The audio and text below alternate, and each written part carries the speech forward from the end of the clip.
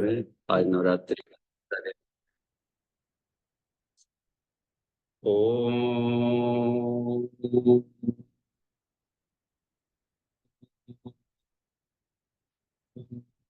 भूर्भुवः स्वः तत्सवितुर्वरेण्यं भर्गो देवस्य धीमहि धियो यो नः प्रचोदयात्। जी प्रणाम। क्रमशः हम लोग कल 10 श्लोकों पर श्रीमद् भागवत गीता तीसरा अध्याय प्रकरणम चल रहा है। उसमें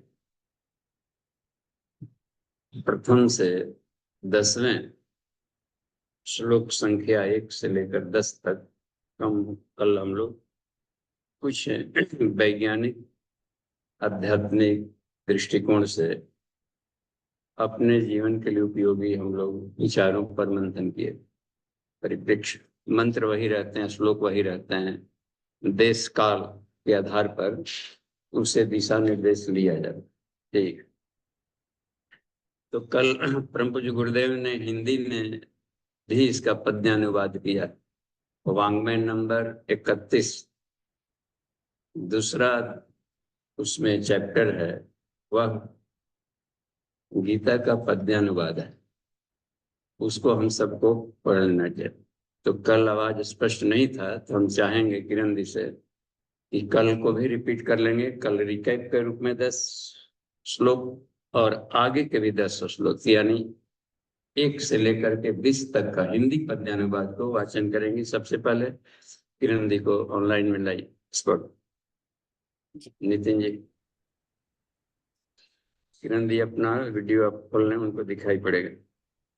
हाँ जी। अब इधर ठीक करिए, रुकिए, अभी आवाज आपकी अभी स्पष्ट नहीं आ रही है। देखिए तो नितिन जी भैया, स्पष्ट है आवाज? हाँ अभी ठीक है जी।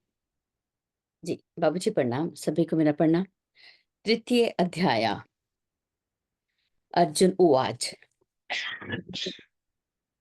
यदि ज्ञान श्रेष्ठ है कर्मों से, जैसा कि आपने बतलाया, फिर घोर कर्म हित क्यों करते, मुझको प्रेरित यह क्या माया। ये उलझन भरे वचन कहकर प्रभु मुझे भ्रमित क्यों करते हो। कल्याण सुनिश्चित हो जिससे, वह कहने से क्यों डरते हो। बोले श्री कृष्ण सुनो अर्जुन, निष्ठा है दो बतलाया था। ज्ञानी को ज्ञान योग कहकर, योगी को कर्म बताया था। कर्मों के अनारंभ से तो निष्कर्म नहीं हो सकते हैं। कर्मों के त्याग मात्र से ही नर सिद्धि नहीं पा सकते हैं। बिन कर्म किए नर रह जाए, क्षण भर यह संभव नहीं कभी। हो प्रकृति गुणों के वश निश्चित, करने पड़ते हैं कर्म सभी।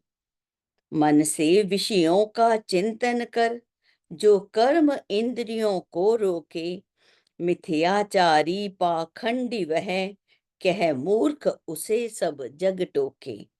जो अनासक्त हो इस मन से, इंद्रियां स्वश कर लेता है। कर कर्म इंद्रियों से जग में, वह यश अर्जित कर लेता है। कुछ भी ना कर्म करने से तो, शेष कर करना कर्म श्रेष्ठ। बिन किए कर्म तन सिद्धि कहाँ, कर नियत कर्म अर्जुन यथेष्ट। बंधन के भय से कर्मों का, परित्याग न उचित कभी प्रियवर। हो अनासक्त परमेश्वर हित, कर कर्म सदा समयक सुंदर। रच यज्ञ प्रजा सह ब्रह्मा ने, सबके हित अर्थता यही कहा। पूरी हो मनोकामनाएं इससे, धनमति गुण ज्ञान महा। मख से होंगे सुर तुष्ट सत्य, वे करें तुम्हें भी मुदित सदा। हूँ आपस में यूं सहयोगी, पाओ सुकीर्ति कल्याण सदा। हो तुष्ट देव बिन मांगे ही, देंगे प्रिय भोगों को सुंदर। लोगे यदि उनको दिए बिना, तो कहलाओगे तुम तस्कर। होते सब पापों से विमुक्त, यज्ञावशिष्ट जो खाते हैं। निज हेतु पकाते जो पापी, वे तो पापों को पाते हैं। प्राणी होते अन्न से हैं, और इसकी उत्पत्ति वृष्टि से है। यह वृष्टि यज्ञ से होती है, मख की उत्पत्ति कर्म से है। तू जान कर्म को वेदोद्भव, अरुवेद सदा अविनाशी से। है इस प्रकार यज्ञ में ब्रह्म, परमाक्षर नित्य सदा ही से। जो सृष्टि चक्र अनुसार न चल, कर्मों को नहीं किया करता। पाप आयु मूढ़ भूभार बना, कामी वह व्यर्थ जिया करता। रहता जो आत्म तृप्त मानव, आत्मा में ही संतुष्ट सदा। ऐसे आत्मा रथ को बोलो, हो सकता कोई कार्य कदा। करने से और न करने से, उसको होता कुछ खेद नहीं। तो भी वह करता जग हितार्थ, शुभ कर्म किसी से भेद नहीं। इससे तू होकर अनासक्त, कर्तव्य कर्म को कर निश्चय। पाता ऐसा नर शीघ्र ब्रह्म, अनुपम अविनाशी पद अक्षय। आसक्तिहीन कर्मों द्वारा, जनकादि सिद्धि को प्राप्त हुए। फिर देख लोक संग्रह यूं कर, जिससे तुमको अघ नहीं छुए। जी बाबूजी प्रणाम।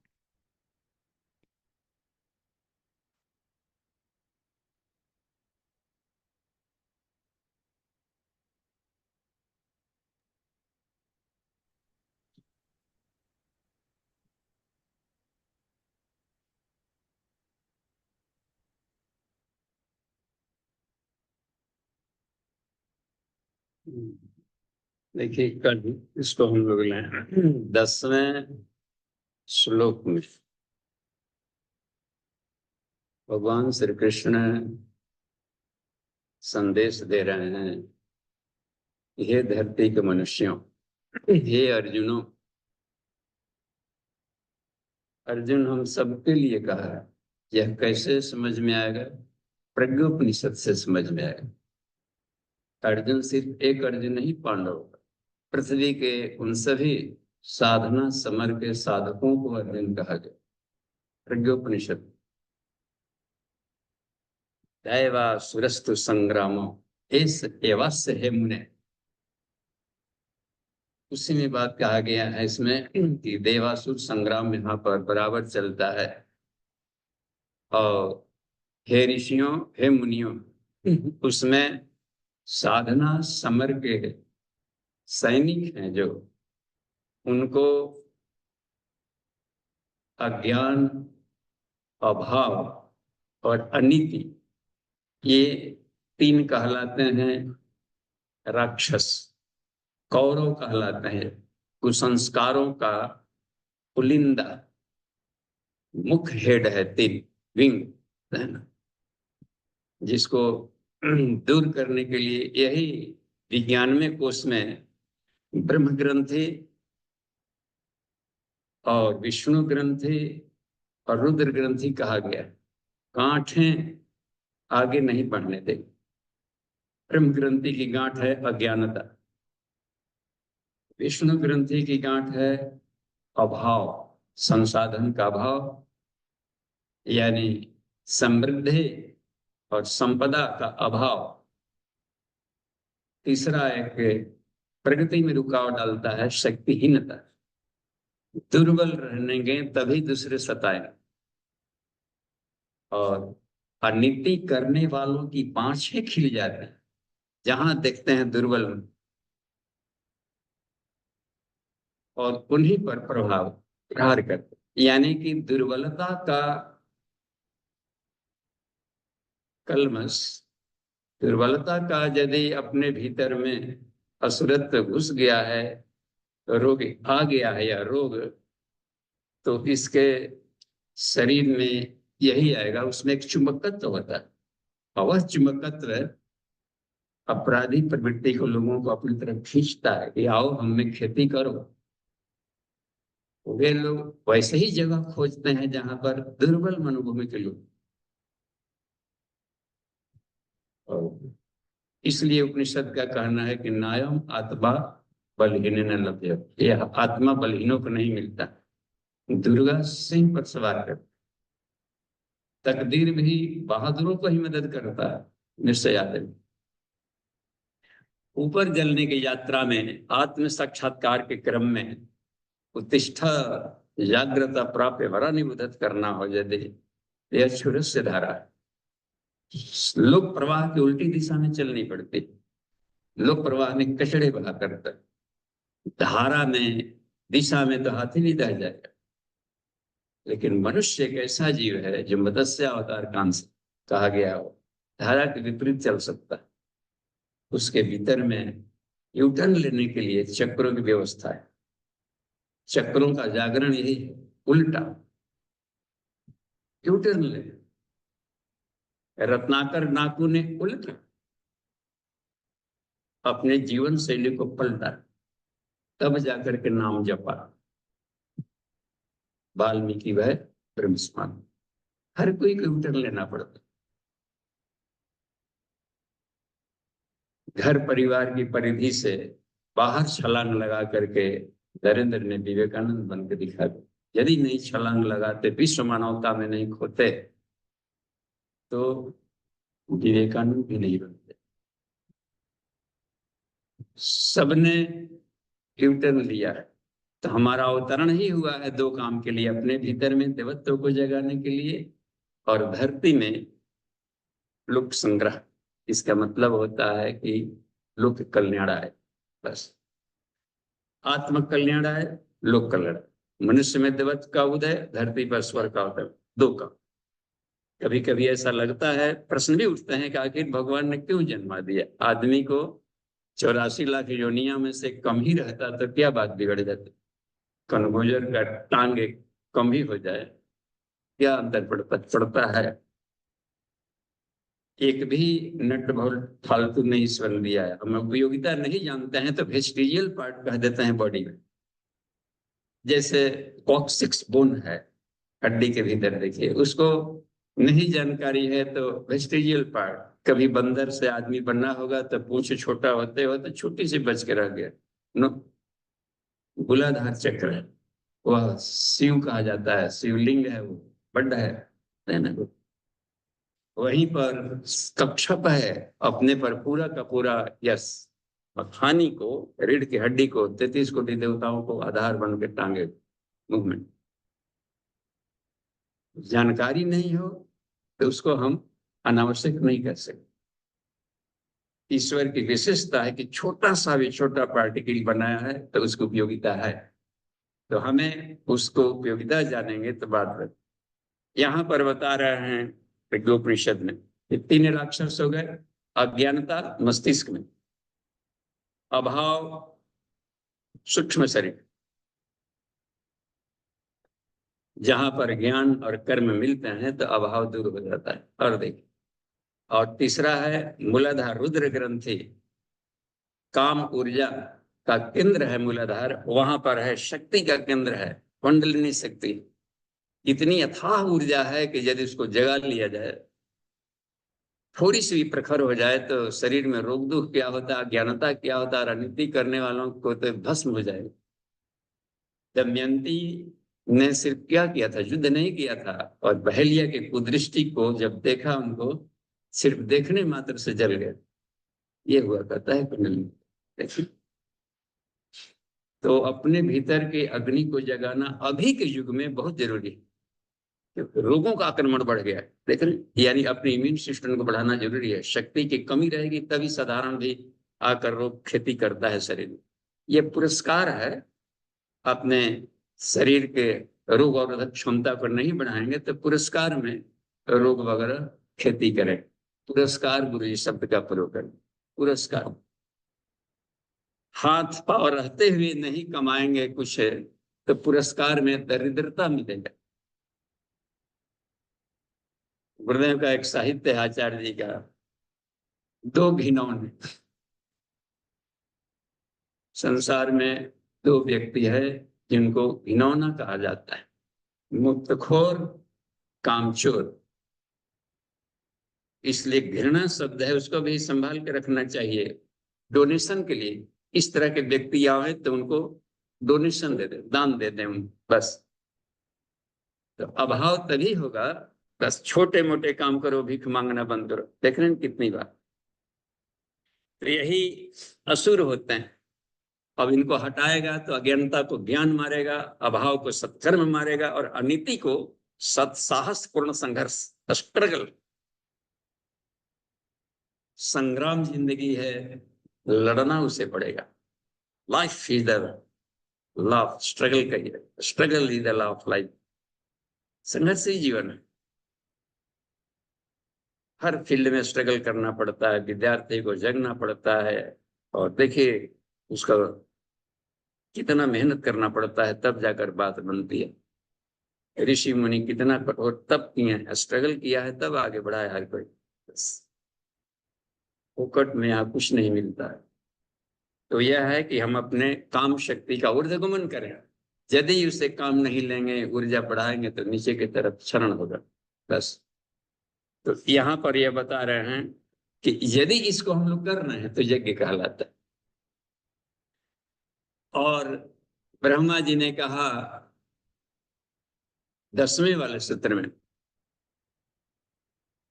ये वाला जो सूत्र आपका रहा है, ये बताते हैं कि सहयज्ञ प्रजा सृष्टवा पुरोवाच प्रजापति अनेन प्रसविष्यद्धमं एषोस्तिष्ठ कांधो।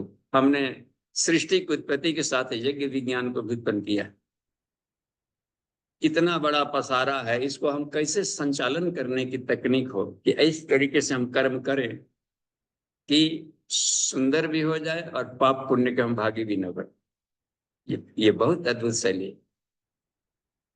कोई भी इंजीनियर कोई उपकरण बना देता है तो उसको कैसे चलाया जाए एक मैनुअल भी बनाता है ना। मैनुअल, टीवी हो, उपकरण हो, कुछ भी छोटा छोटा चीज को कैसे प्रयोग किया जाए, मैनुअल होता है। ईश्वर ने इतना बड़ा कारखाना बना दिया है अर्जुन, हमारे शरीर में करोड़ों करोड़ों ब्रह्मांडों को देखो। देखिए शरीर के भीतर में इतना उपकरण है, अथाह मशीनें सब भीतर भरी पड़ी, और उसको चलाने का तरीका न मालूम हो तब। तो ईश्वर ने भी संसार बनाया, शरीर बनाया, जीवात्माएं बनाई, पेड़ पौधे बनाए, वनस्पति विज्ञान बना दिया सब। तो चलाने का कुछ मैनुअल भी तो लिखा होगा। उसी मैनुअल को वेद कहते हैं। क्लियर? तो बिना विद्याध्ययन किए हम किसी भी फील्ड में आगे बढ़ेंगे तो एक्सीडेंट होगा, दुर्घटनाएं होंगी, खतरे में जीवन पड़ेगा बस। इसलिए तंत्र साधना का आधार ही रखा गया है वेदाचार। बच्चों को भी वेदारंभ जैसे ही होता है, भय कुमार जब ही सभ्राता दिन जनेऊ गुरुकुत माता, या जैसे ही 3 वर्ष 4 वर्ष का बालक हो गया तो विद्यारंभ संस्कार जब आप कराते हो, पहले 5 वर्ष में कराते थे, अब चूंकि वैज्ञानिक ही जन्म ले रहे हैं, सब प्रतिमान बच्चे जन्म ले रहे हैं, नया युग आ रहा है वैज्ञानिक। तो जैसे ही वह थोड़ा सा हो गया, समझ विकसित होने लगी, तो विद्यारंभ संस्कार, और विद्यारंभ संस्कार में आपको मालूम है कि सबसे पहला अक्षर ओम लिखा जाता है। सारा विस्तार वेद का ओम से। और भूर्भुवः स्वः, देखते हैं गायत्री मंत्र वेदों का सारा यहां से शुरू किया जाता है। इसका मतलब है कि वेदाध्ययन पहला है। उच्चारण भी करें शुरू में, बस गिरामस्मि एकम अक्षरम, उच्चारण किए जाने वाले अक्षरों में ओम। यह एक ऐसा ध्वनि विज्ञान है जो यज्ञ विश्व से भुवनस् नाभि विश्वात्मनो ब्रह्मण। ओम इत्येव सुनाम अध्ययमनघम विश्वात्मनो ब्रह्मण। सु नाम है, सृष्ट नाम है, प्रकृति संचालित। वेद के द्वारा नहीं जानेंगे तो हमको दिक्कत है। सभी तरह के ज्ञान विज्ञान है वेद, कृषि, खेती बाड़ी, युद्ध, कला, संसार को चलाने का। और यही पठन पाठन बंद हो गया तो हर क्षेत्र में भौचक्का आदमी है, आंख चुन दिया है, अब क्या करेंगे, ठीक है, हर जगह छोटी से छोटी गुत्थी को नहीं सुलझा पा रहे। तो वेदानुकूल अब यही बता रहे हैं कि ये सही ज्ञान लेकर कर्म करेंगे तो उसका नुकसान नहीं होगा, सही नतीजा है। प्राणायाम कर रहे हैं यहाँ पर साधना सत्र में, और मालूम ही नहीं है कि हमको कौन सा प्राणायाम करना है, तो उल्टा पुल्टा है, सर्दी हुआ है और शीतली प्राणायाम और करना है और दिक्कत आ जाएगी। काफी हीटेड बॉडी है और फिर उसमें भी सूर्य भेदन करने लगे, दिक्कत आ रही। पेट खाना खा करके आ गए या उसके बाद शीर्षासन करने लगे, नाक में सब सब गड़बड़ हो जाएगा, उल्टा पुल्टा हो जाएगा, है न? तो हर चीज का तकनीक जानना पड़ता है कि उसका सही सिस्टम क्या है। योगासन क्लास में जब यहाँ आया जाता है, जहाँ योग के क्लास शुरू हुए, तो जो भी इसमें छात्र हैं उनके शरीर के तीनों थैलियां खाली रहनी चाहिए, आमाशय, त्राशय और मलाशय, stomach, urinary bladder and rectum खाली रहे तो साइड इफेक्ट नहीं आए। तो सही जानकारी किसी भी फील्ड में, गाड़ी नया खरीद लिए, नहीं भी खरीदे तो दहेज में घूरना करके मांग लिए, और मांग लिए, चलाने ही नहीं जा, घुस गए चलाने के लिए। अब उसमें देखते हैं कहीं पर बगल में ही एक्सलेटर है ना, तेज जलाए तो तेज भागेगा, और उसी के सटे हुए ब्रेक मारना था, ब्रेक और बगल वाला में दबा देता और रौंदते हुए निकल जाए। देखिए, जानकारी लेना पड़ता है, हर चीज का ट्रेनिंग लेना पड़ता है, कैसे क्या करनी। तो बिना जानकारी के कुछ भी करेंगे तो दिक्कत है। इसलिए पहले सांख्य योग बताया है, ज्ञान ले युद्ध करने जाना ठीक है, मना ही नहीं है, लेकिन पहले लड़ने का तरीका समझ ले, नहीं तो गया है शत्रु को मारने, अपने टांग कटवा के आ जाएगा। प्रैक्टिकल सही होना चाहिए। बिजली के तारों से छेड़छाड़ करना है और नीचे कुछ अर्थिंग दिए नहीं है, देखते खड़ा हो लकड़ी का कुछ वैसा पहन करके तब करता है, हाथ में ग्लोव से रबर का लगा लेता है कि उसके कुछ शॉर्ट सर्किट ना हो या करंट ना हो। तो हर चीज को जानकारी पहले लेनी पड़े, इसलिए ज्ञान को एक नंबर पर रख। बिना ज्ञान का जो भी हम करेंगे गलत करेंगे, और गलत करेंगे तो गलत परिणाम आएगा। ठीक, कर्म करना है, जानकारी नहीं तो उल्टा करो। और यही बता रहे इस क्रम में कि ज्ञान है, प्रैक्टिकल नहीं करेंगे तो भी जानकारी नहीं। क्या है, इंजीनियर है, क्या किया है, गाड़ी को बनाए, ठीक है, इसको चलाइए तो नहीं, चलाना नहीं जानते, खाली बनाना जानते, इतनी है बोलिए बात। तो ज्ञान की सार्थकता तब है जबकि व्यवहार में उतरे, कर्म में उतरे। इसलिए कहे कि दोनों अनन्याश्रय है, इसी क्रम में इस बता रही इस चैप्टर में कहा कि इसलिए हमें क्या करना कि है सहजज्ञा प्रजा सृष्टवा, इससे एक साइंस को हमने दिया है जानकारी। ज्ञान यज्ञ कर्म यज्ञ होता है ना, ये योग ही यज्ञ है। तो उसमें जाकर कि इसके द्वारा हम प्रैक्टिकल करके लाभ लें। ठीक, जो भी कमियां हैं हम सदज्ञान, सत्कर्म और सत्साहस के द्वारा पा सकते हैं यहाँ पर तीनों ग्रंथियों पर।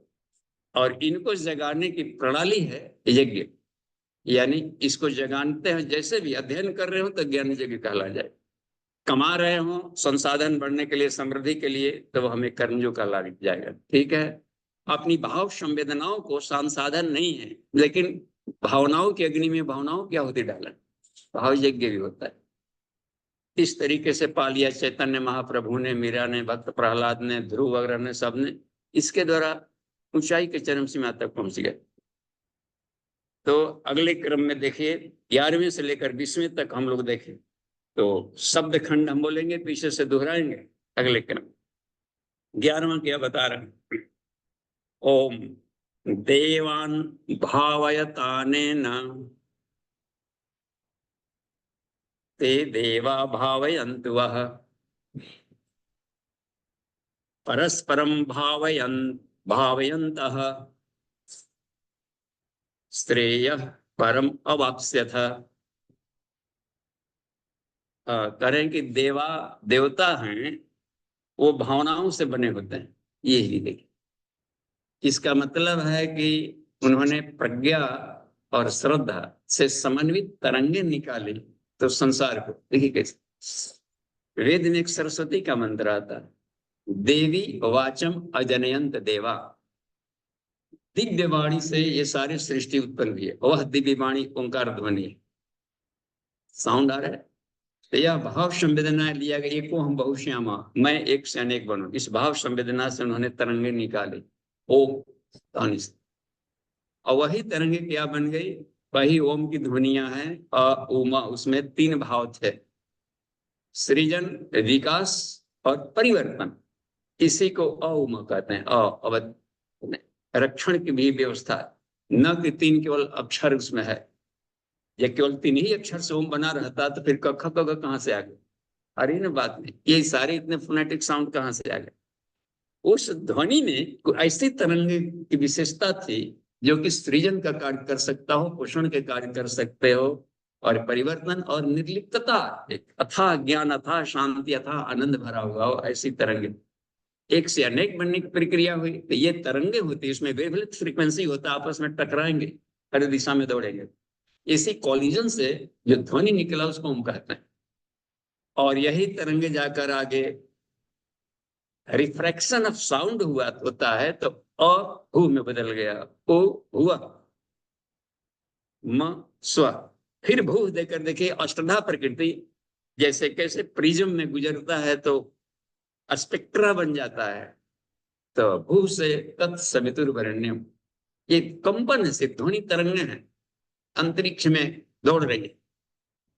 भुव से भर्गो देवस्य धीमहि, स्व से धियो यो न प्रचोदयात्। 24 अक्षर बन गए। इन्हीं 24 अक्षरों के कंपनों के कंडेंसेशन से पदार्थ बन गए। 24 तत्व बन गए। सांख्य दर्शन में महर्षि कपिल ने इसको बताया है। इसमें इस पूरे सृष्टि के घटकों को, इंग्रेडिएंट्स को गिन के बताया। कृष्ण ने कहा सीधा नाम कपिलों, और सही ज्ञान की जानकारी दिया। इन्हीं की उड़ती हुई परमाणुओं के धूल है, कैसे जुड़ते हैं, कैसे बिछड़ते हैं, कैसे कष्ट होता है यदि जानकारी न हो तो। 5 कर्मेंद्रियां, 5 ज्ञानेन्द्रियां, 5 महाभूत, 5 सूक्ष्म भूत, विश्व ऐसे ही होगा। मन बुद्धि अहंकार और एक मूल प्रकृति को उन्होंने लिया, इन 24 घटकों को। तो इन घटकों को देवता कहा जाता है। पृथ्वी देवता, अग्नि देवता, आपो देवता बोलते हैं ना मंत्र में।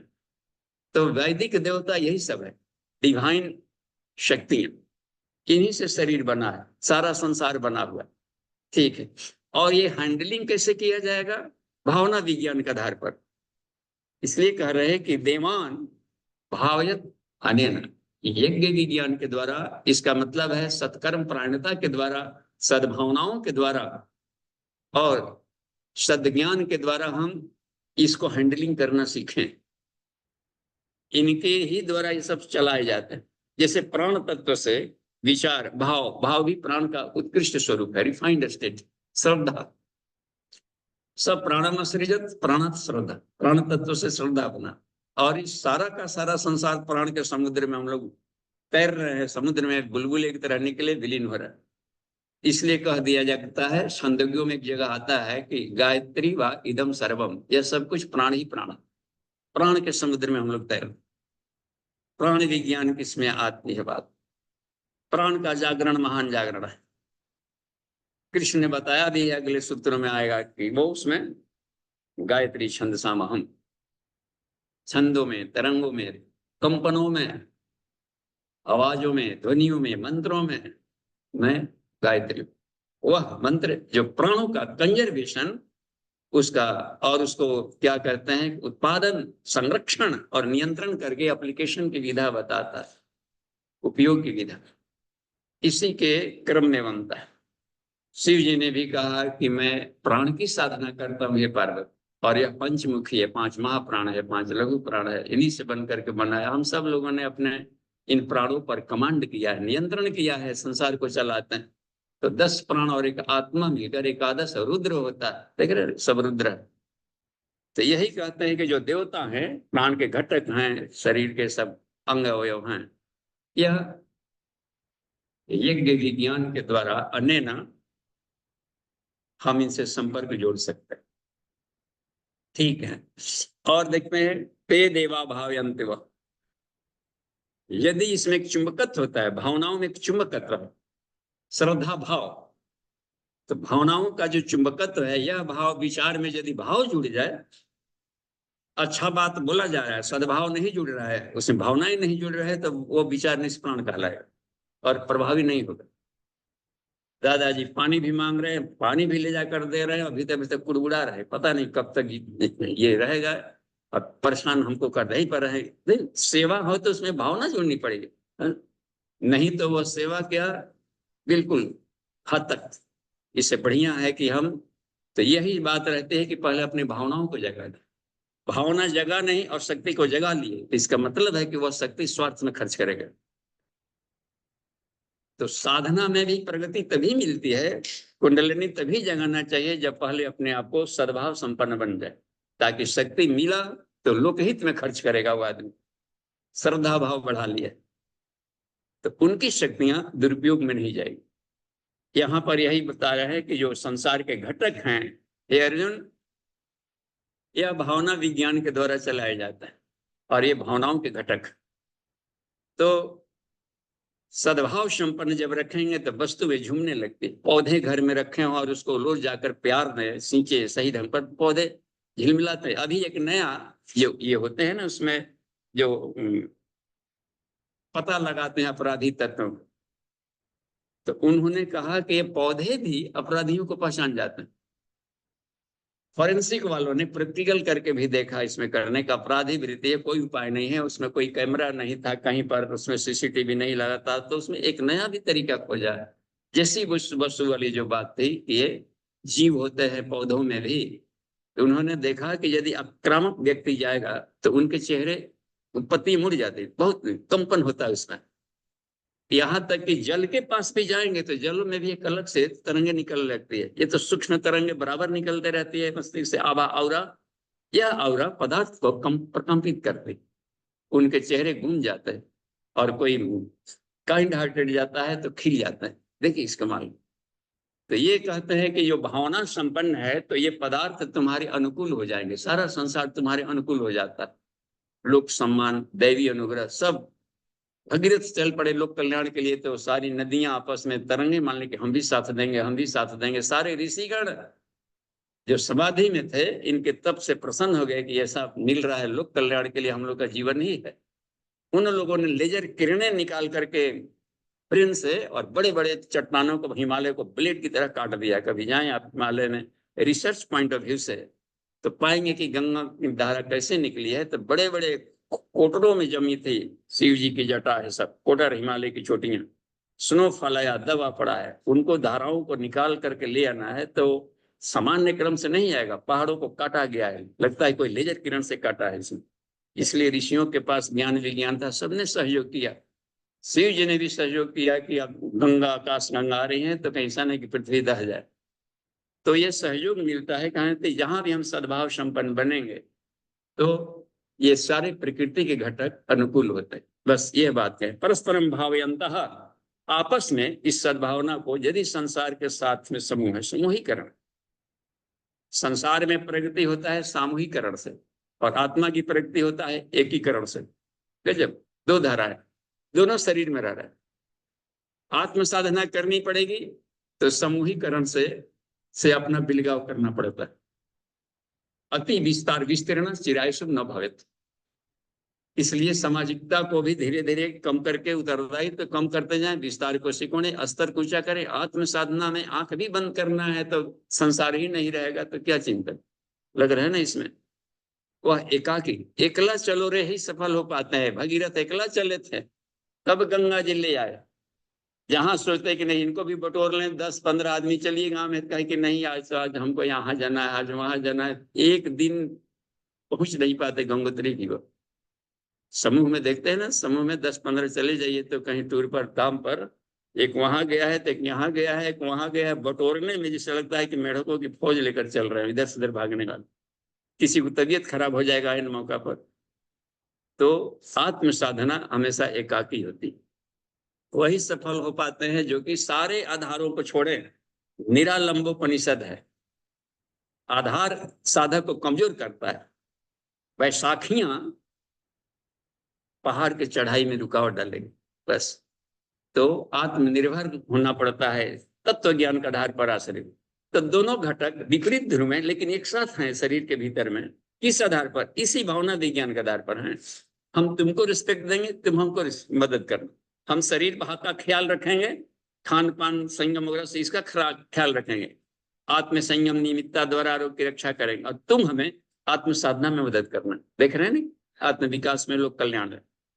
तो यही सी बात कह रहे हैं कि परस्परम भावयन्तः श्रेय परम वाप्सता, परम श्रेय को प्राप्त होगे तुम लोग युनक। अगला देखिए 12वें में, इष्टान भोगान ही व देवा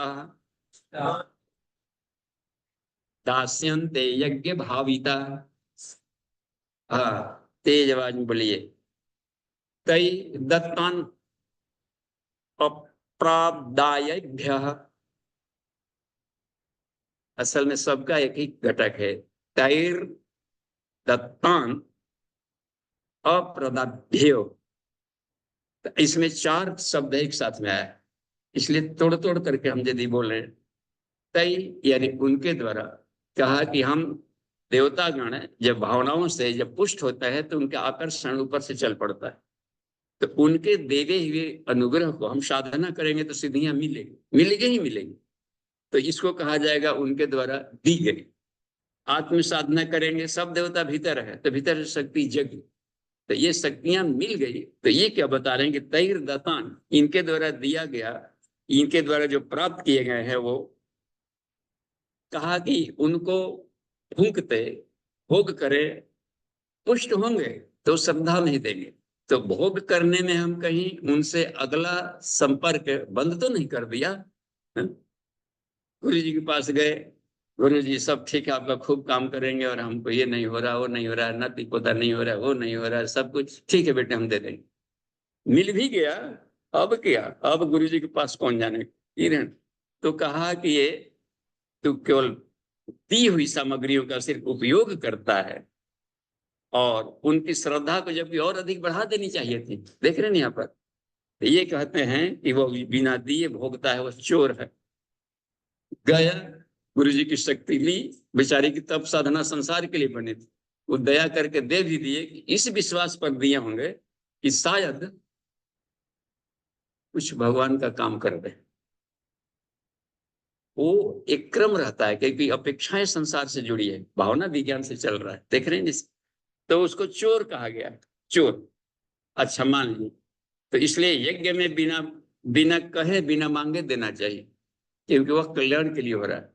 अब यहाँ पर मान ली कि हवन सामग्री डाली गई, घी डाली गई, शक्कर डाला गया, नारियल का गोला डाला जा रहा है, तो इसके वास्प औषधि है सब। और कभी आसपास में टीवी की डायरी सब नहीं आते हैं, मर जाते हैं सब, गूगल वगैरह सब एक से एक इसमें डाले जाते हैं, सामग्रियां हैं, और हवा में फैला, आए घूमे टहले, और इसमें सहयोग न करे, कहीं भी हवा का लाभ तो ले रहा है ना व्यक्ति। यदि न दिया तो आया सामान चुराया भागा। देखते कमाल की बात। तो पिता माता से मिले हुए अनुदानों को हम केवल उपभोग करें और उनके प्रति हम श्रद्धा भी न दें, तो माता पिता के संपत्ति का चोर। ईश्वर ने सारी सामान दिया और हम केवल खाएं और उसको बदले में न दें। ये वृक्ष वनस्पतियां हमारी ऑक्सीजन देती है, सब कुछ फल फूल देती हैं, और हम सिर्फ खा करके चले जाएं, अगला जनरेशन के लिए कुछ मिलेगा नहीं पौधे, हम भी कुछ लगा के जाए। नहीं तो चोर था, चोरी किया, भागा। देख रहे इस भाव से देखिए कितना गीता कितना हमें पूरे देती है, भीतर से हमें डुबकी लगाए, हो ही नहीं सकता। कोई मित्र से थोड़ा सा, एक बार गुरु जी क्लास ले रहे थे हम लोग को 1-to-1 क्लासेज में, उन्होंने बताया कि देखो थोड़ा सा भी सहयोग कहीं से मिले, अत्यंत तिनका, तो भी धन्यवाद देने से चूको मत, इतना तो फिलहाल देना। और मिला है एक तो सवाई लौटाओ। गायत्री का एक नाम है ऋण हत्री। गायत्री साधक कर्ज में डूब करके नहीं मरता, अपना कर्ज लाखों करोड़ों छूट जाए संसार पर, उसका एक करनी कौड़ी भी अपने पर ना जाए। ये कमाल की बात, पितृ ऋण, देव ऋण, ऋषि ऋण करनी का। तो ये यहाँ पर बताया गया है कि हम तभी जाकर के देवत्व की कक्षाओं में जाता है, तो बच नहीं सकते, इतना बड़ा कठिन है। और जाकर देखिए यज्ञ में जीवन जीने वालों के लिए यज्ञ शिष्टासीन संतो, हाँ, आप भी इसको निकाले रहें कहीं से तो पढ़ने में सुविधा होगी। कल से उसको भी लेकर के या आप उनको भेज दीजिएगा। दूसरा ये गीता का हर जगह, गीता कहीं भी खोजेंगे तो गूगल में मिल जाता, गीता गीता हर जगह मूल वाला। उसको देख कर पढ़िए, सुनकर सरल करके हम बोल रहे यज्ञ शिष्टासीन संतो मुच्यन्ते सर्व किल विषय मुंजते ते त्वभम पापा ये पचन्त्यात्म कारणात्। यह बता रहे हैं यहाँ पर यज्ञ शिष्ट आसीना, खाने वाले जो यज्ञ से परिष्कृत रिफाइंड हुए प्रसाद को जो खाते हैं उनके सारे पाप धुल जाते। ये एक होता है ना संस्कार में, अन्नप्राशन संस्कार, इसके बारे में कहा गया कि बच्चों को अब खिलाना है तो पहला भोजन जहां देंगे तो भोजन के संस्कार, कोई भी पहला टच जीवात्मा को दिया जाए तो संस्कारित करके दें, नहीं तो एक ही स्पर्श से पूरे शरीर को गड़बड़ा देगा। बहुत उसमें रहते हैं, तेज घुला रहता अनाज। तो 5 महीना माँ का दूध पी लिया है, 6वां महीना चलने लगा, अब उसका कद काठी तो बढ़ रहा है, केवल दूध से अब उसका पूर्ति नहीं हो, और इसलिए अब अन्न वगैरह की जरूरत पड़ती है। इसलिए शुरुआत दिया जाता है गाय के दूध में बनी हुई खीर, तुलसी डाला हुआ, फिर इसको वेद मंत्रों से चटाया जाता है, एक एक खिलाएंगे। ये पहला अन्न हो, और वो भी कब? यज्ञ में आहुति देने के बाद अवशिष्ट को, बचे हुए को अभिमंत्रित हो जाता है। देवताओं की शक्ति बढ़ गई, मंत्र की शक्ति इसमें भूल गई। मंत्र है तो तरंगे आए, तो वस्तुओं में भी भूलेगी। तो देवताओं पर प्रसाद चढ़ाकर खाने का मतलब यही है, देवता नहीं खाएं, वो तो सूक्ष्म है, केवल आपकी भावनाओं को, हम साधक की भावनाओं को पढ़ लेते। तो ये मंत्र बोला गया, क्यों दिया गया? तो चढ़ाते समय साधक के दिमाग से एक श्रद्धा निकलता है, श्रद्धा, और वो श्रद्धा भाव फल सुख लेता है। मंत्र बोले जाते हैं पूजा पाठ के, वो सब उसको सुख लेता है। इसलिए कहा गया है पूजा पाठ के दिन या व्रत त्योहार में तुलसी न तोड़े।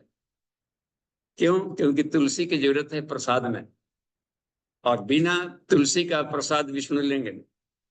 तो सब पहले ठूठ कर दिए हैं, तो उस दिन बचा नहीं, तो वो ले जाएं और मंत्र बोलेंगे। वहां पर आचार्य जी जहां पर यज्ञ होता है तो उनको एक सुखते हैं, सब हाईली ऑब्जर्वेंट होते हैं ये वस्तु में, और उसके बाद जो खाते हैं तो काफी संस्कारित होता है। संस्कारित अन्न को इसलिए कहा गया उसमें अन्नाद सूक्ष्म भागे न, देखने अनस्य सूक्ष्म भागे न विकासो मनसा भवेत, अन्न के सूक्ष्म भाव से मन का विकास हुआ। अतो न्यायाद अर्जनम, तो इसलिए जो अनाज है उसको न्याय पूर्वक हम उपार्जन करें, अनीति पूर्वक नहीं। सात्विक ही भोजन कोई कर रहा हो, इसमें इसका जो खा रहा हो और चुरा के खा रहा हो, तो उसमें चोरी के संस्कार चले जाएंगे, तरंगे, और फिर शरीर में घाव फोड़ापन से रुकावटें, तरह तरह जीवन में आपत्तियां ला देंगे। तो ये जो भावनाओं की तरंगे होती है, पर देखिए किस तरीके से वो प्रवेश कर जाती है इसमें, और परिश्रम की कमाई रित भूख कहलाता है, इसमें हम लिया जाता है। तो उसको संस्कारित कर लें, तब लें। अच्छा, मान लीजिए कि पसीना की कमाई, नौकरी कर रहे हो, खेती बाड़ी तो कर नहीं रहे, तो पैसा मिला, अनाज तो मिला नहीं, मिला पैसा, पसीना का कमाई, मेहनत किए।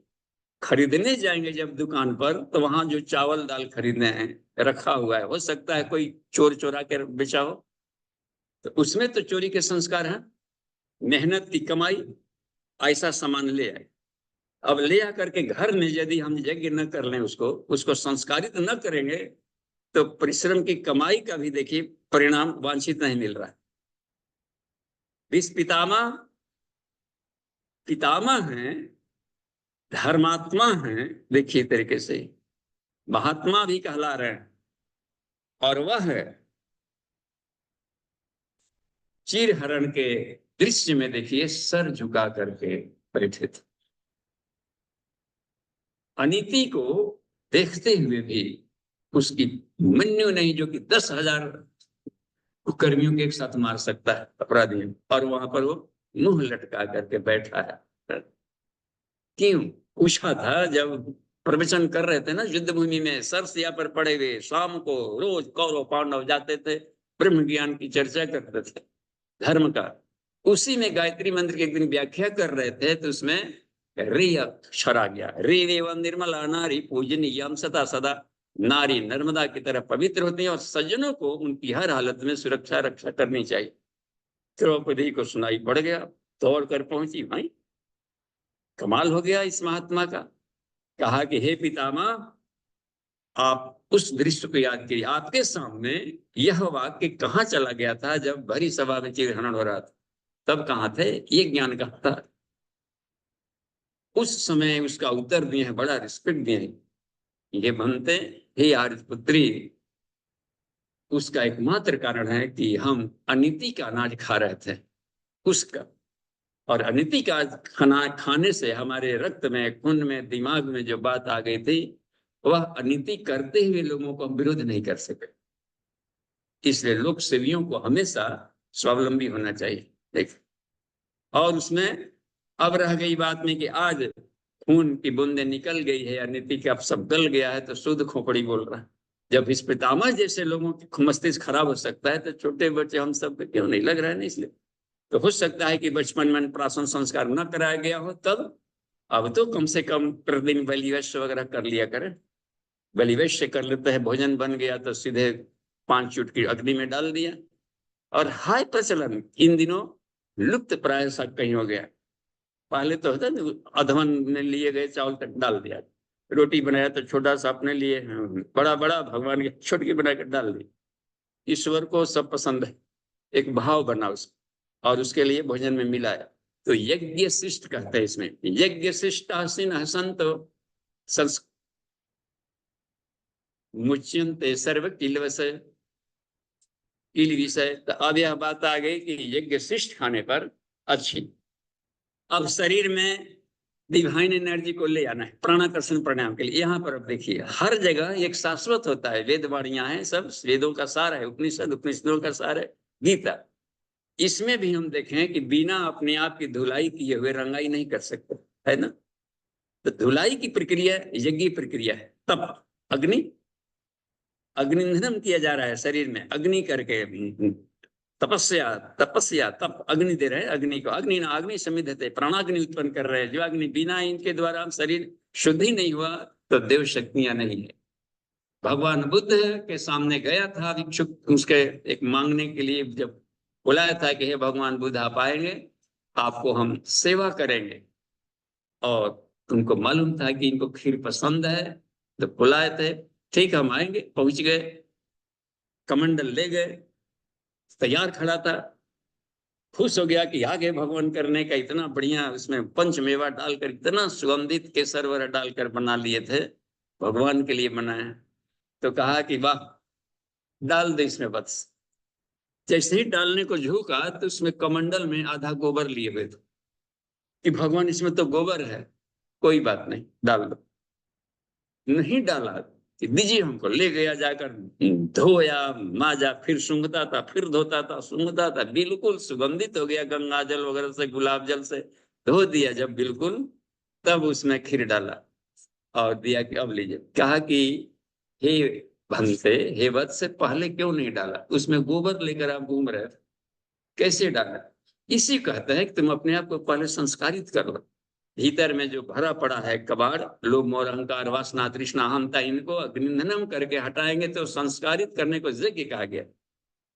तो जब तक से यज्ञ शिष्ट न बनता है तो उसके पापों की भीतर से कचड़े बने रहते हैं। क्लियर तो हो गया है जितने, इसलिए आगे हम लोग बढ़े। जो बिना यज्ञ के खाते हैं कहे कि पाप को कमाते हैं और पाप का खाते हैं। आगे चलकर देखिए, यज्ञ विज्ञान से सृष्टि चल रही, इसको बता रहे। अन्नाद भवन्ति भूतानि पर्जन्यादन्न संभवः यज्ञात् भवति पर्जन्यो,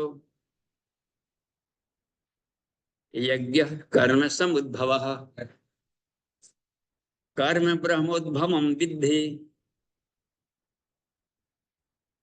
ब्रह्म अक्षरम अक्षर समुद्भवम, ब्रह्म अक्षर समुद्भवम, ब्रह्म अक्षर समुद्भवम। अगला देखिए इसमें अस्मा, तस्मात् सर्वगतम ब्रह्म नित्यम यज्ञ प्रतिष्ठितम। अब यह बता रहे साइक्लिक कि मनुष्यों का शरीर अन्न से बना है, आया है ना गायत्री मंजरी में, लोकानाम तो शरीराणि अन्नादेव भवन्ति नो, सारे के सारे जीवों के जो शरीर होता है संसार का, ये सब अन्न से बना। अन्न पांचों तत्वों को अन्न कहते हैं, केवल अनाज दाल भात सब्जी को नहीं अन्न कहेंगे। आपो वयनम, जल भी अन्न है। तेजो वयनम, तेज को अन्न कहा, अन्न माने जीवनी शक्ति, जीवनी शक्ति को अन्न कहते हैं। तो वह जीवनी शक्ति अनाज के माध्यम से भी हमें मिलता है, ठोस से भी, जल के माध्यम से मिलता है, सूर्य की रोशनी से मिलता है जीवनी शक्ति, हवा के माध्यम से मिलता है जीवनी शक्ति, और विचार के माध्यम से मिलता है जीवनी शक्ति। मेडिटेशन से हम लोग खाते हैं, अलग अलग खाने का तरीका है। तो ये इससे शरीर बना है। और ये अन्न कहाँ से उत्पन्न हो गई, जीवनी शक्ति बता रहे हैं कि ये कहाँ से आ गई, अन्न प्राणिक शक्ति कहाँ से आ गया। पर्जन्याद अन्न संभव, प्राण पर्जन्य से बनता है, उसमें प्राण उसमें आया गया है, प्राण में भी प्र प्लस अन्न है ना, प्र अन्न प्राण। इसका मतलब होता है कि उत्कृष्टता के, वह उत्कृष्ट, उसमें एक उत्कृष्टता का संचार हो गया, जीवनी शक्ति का संचार हुआ है उसमें। अगला बार देखिए, और उसको प्राण पर्जन्य की वर्षा होती है, इसे भी देखिए, प्राण पर्जन्य की वर्षा होती है तो अनाज उत्पन्न होते हैं। इस साइक्लिक में भी हम देखें तो प्राण पर्जन्य किसे कह दिया गया, साधारण वर्षा नहीं। यदि इधर से केवल एसिड दे, टायर ट्यूब जलाएंगे, सब करेंगे और प्रदूषण जाएगा आकाश में, तो उसी तरीके से जहर बरसेगा। यदि यज्ञ करेंगे इसमें और इस तरीके से इसमें अग्निहोत्र कर रहे हैं, ये भी एक यज्ञ विज्ञान है, तो ये इसके वाष्प जाएंगे, मेडिसिनल होंगे, औषधियां बरसेगी। अच्छा, यदि यह यज्ञ नहीं कर रहे हो और कोई महात्मा लोग केवल ध्यान कर रहे हैं, तो ध्यान भी एक यज्ञ है। तो उसके जो विचार निकल रहे हैं सात्विक आकाश में जाकर के, वो ह्यूमिडिटी है ना, जो उसमें जल के जो कण रहते हैं सब उसको चार्ज कर डालते हैं, तो इनके विचार भी कंडेंस्ड होकर के वर्षा बन करके आएंगे, और उस विचार के द्वारा सात्विक अनाज हो गया। और सात्विक अनाज खाएंगे तो सत्कर्म करेंगे, तो सत्कर्म करेंगे तो श्रद्धा उत्पन्न आएगी। अब श्रद्धा उत्पन्न होगी तो सत्य को पालेंगे, चाहे भावनाओं के द्वारा हो, कर्म के द्वारा हो।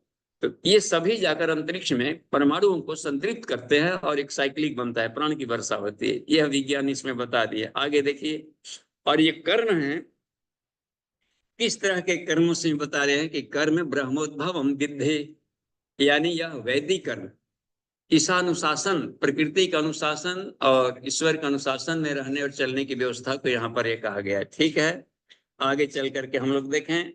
और वेद ईश्वरीय वाणी है, ईश्वरीय विचार है, इसलिए मतलब है कि वह वेद, उसमें ईश्वर प्रतिष्ठित है, इसलिए हर तरीके से हम देखें कि यह यज्ञ है, ईश्वर यज्ञ में प्रतिष्ठित है। यज्ञो वै विष्णु, ओम यज्ञ यज्ञ प्रणीचते, तम यज्ञ तम यज्ञम विष्णु नमामि प्रभु ईश्वरम। देखिए, ईश्वर को यज्ञ में कहा गया है, यज्ञो वै विष्णु, यज्ञ ही विष्णु है। और देखिए इसमें यज्ञ कर्म समुद्भव, तो सत्कर्मों को ही यज्ञ कहा गया, कुशलता पूर्वक किए हुए कर्म को यज्ञ कह देते हैं। और वह यज्ञ जो कि वैदिक हो, वेद के अनुकूल हो, वेद के अनुकूल का मतलब होता है आत्म कल्याणक हो और लोक कल्याणक। ठीक है, आगे बढ़ते हैं, अगले वाले सूत्र को दोहराइए। एवं प्रवर्तितम चक्रम नानुवर्तयतीह यः, अघायु इंद्रियारामः मोघम पार्थ स जीवति।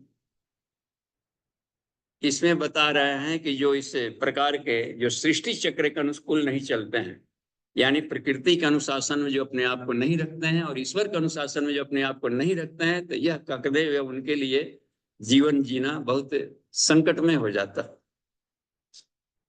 प्रकृति के अनुसार खान पान रहन सहन यदि न रखा जाए तो रोगों का घर बन जाता है शरीर। गायत्री मंत्र में है ना, वेद वेद का सार तत्व है, तो इसमें एक वर्ण्य नैणी अक्षर आता है, न्य न्य संते ये नरः पादान प्रकृति आज्ञानुसार स्वस्था संतस्तु तेनूनम रोग मुक्ता भवन्ति ही। जो आदमी प्रकृति के अनुसार अपने कदमों को रखते हैं, स्टेप्स रखते हैं, अनुशासन में रहते हैं और आत्मानुशासन से पदार्थ जगत पर कमांड रखें और अपने को ईश्वर के अनुशासन में रखकर चले, तो सुख और शांति में जीवन जीने का सबसे शानदार तरीका है। इसी को भारतीय संस्कृति कहा। तो ये इसमें रहा, ये बात में यही बता रहे हैं कि यदि इस सिस्टम को हम फॉलो नहीं करते हैं तो प्रकृति नष्ट कर डाल दे, रोगों से इस तरीके से हटा देगी। एक सिस्टम है, दोहरी सत्ता हर जगह चल रही, परमाणु में उसकी अपनी और उसमें एक ईश्वरीय चेतना के साथ भूला। इस शरीर पर अपने जीवात्मा का भी नियंत्रण है, लेकिन ईश्वर का भी नियंत्रण है। वो जब चाहेगा इस शरीर का इस्तेमाल करेगा और कहां से कर लेगा, तो कहा कि आत्मा के भीतर में भी मैं ही बैठा हूं, इसलिए इच्छा अनुसार इसको कभी भी इसका इस्तेमाल करता है। कहीं पर जाकर कैसे देखते हैं, बोल रहे हैं कैसा बोलना चाहते हैं, कुछ बोला गया, इसका मतलब इस शरीर का कोई और इस्तेमाल कर रहा है। ये सब छोटी छोटी घटनाओं के भीतर में हम अपने भाव विज्ञान के द्वारा पकड़ेंगे तो अपनी श्रद्धा विकसित होती जाएगी, ईश्वर प्रति समर्पण भाव विकसित होते जाएगा। आगे चलकर देख लेते हैं इसमें। और देखिए अंत में देखिए,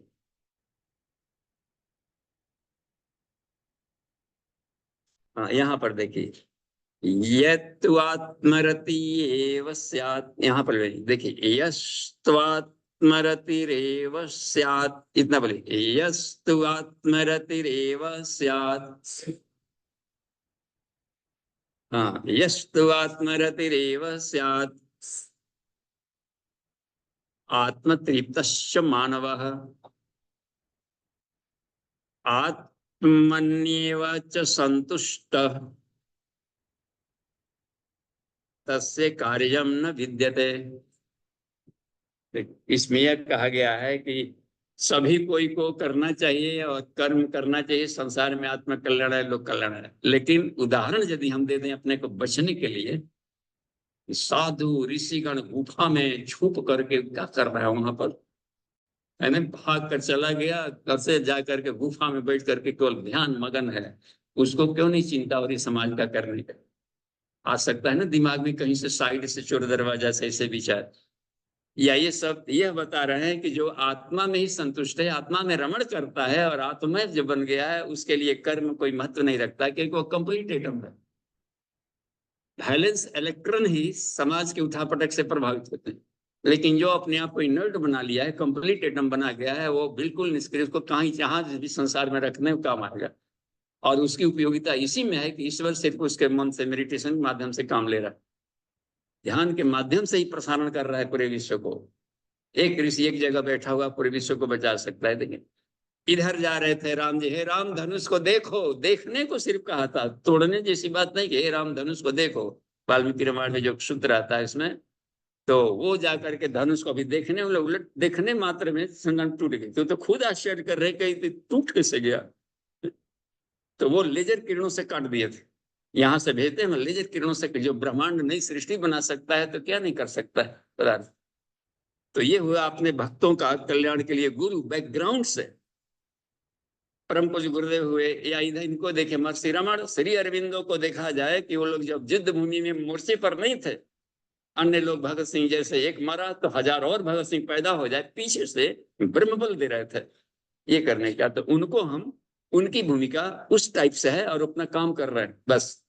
और वो न्यूट्रल फेंकते हैं कि आदमी इस तरीके से कंप्लीट एटम बने। तो लोभ मोह और अहंकार को बैलेंस इलेक्ट्रॉन कहा जाता है, और वो रहेगा तभी संसार में चिपका है। उसको यदि झाड़ में तो हर आदमी मानव बम बन जाता है, और वो जब फूटेगा तो भले आपको जीवन में लोग रुकावट डाले हों, बाद में शरीर छोड़ने पर अथाह आदमी पीछे दौड़ना शुरू करता है।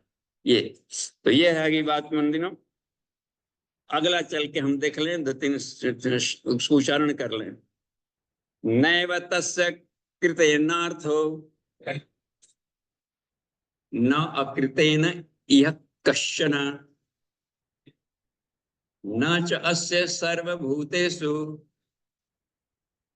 कश्चित् अर्थ व्यपाश्रयः। हाँ, इसमें कहते हैं उस महापुरुष के लिए इस विश्व में कोई कर्म शेष नहीं रहा, यानी कि आत्मा के लिए जो जानना था वो सारा कर्म कर चुका। अब उसके लिए कोई ऐसा नहीं प्रैक्टिकल रह गया है कि आत्मा को जानने के लिए कुछ और शेष बाकी रहे।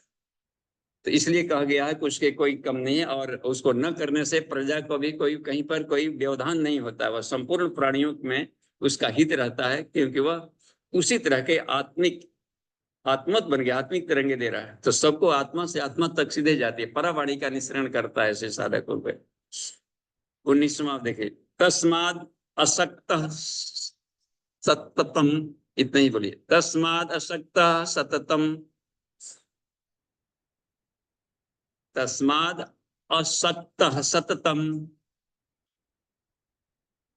8 ही अक्षर बोलना है एक साथ में। अगले में आता है कार्यम कर्म समाचर, असक्तो ही आचरण कर्म परम आपनोति पुरुषः। इसका कहना है कि इसलिए तो हे अर्जुन, तस्मात इसलिए असक्त, अशक्त होकर यानी आसक्ति रहित होकर के लगातार कर्म कर, क्योंकि तुम्हारे बैलेंस सेलेक्टर नहीं है, क्रोध वगैरह तरह तरह के अपने ज्ञान भरा पड़ा है, कंप्लीट एटम नहीं बना हुआ है। तो ऐसा कर कि तुम आसक्ति रहित होकर के करेगा, तो ये धीरे धीरे कंप्लीट एटम बनने की प्रक्रिया में चल जाएगा। कंप्लीट एटम यानी एक तरीके से सिद्ध सिद्ध महात्मा के रूप में तुम्हारा व्यक्तित्व विकसित होते जाएगा। और तुम कर्तव्य कर्म को भली भांति कर, क्योंकि आसक्ति रहित कोई कर्म करता है तो वह परमात्मा को प्राप्त हो जाता है, क्योंकि वह परमात्मा भी आसक्ति रहित है, निर्लिप्त है। जैसे जैसे निर्लिप्त बनेंगे तो निर्लिप्तता की सहधर्मिता आपस में भूल जाती।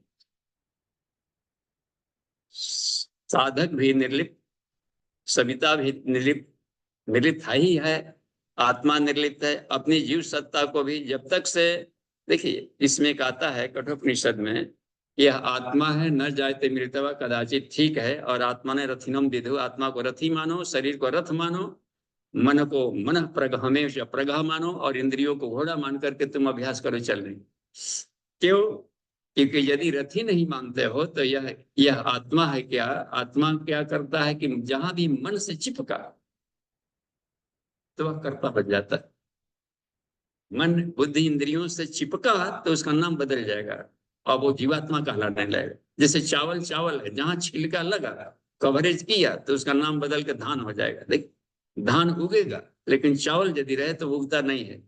यह प्रोसेस यहाँ बता रहा है कि वह निर्लिप्त हो जाएगा तो ईश्वर में बनता है, और ईश्वर की शक्ति के साथ घुल मिल जाता है चलते फिरते।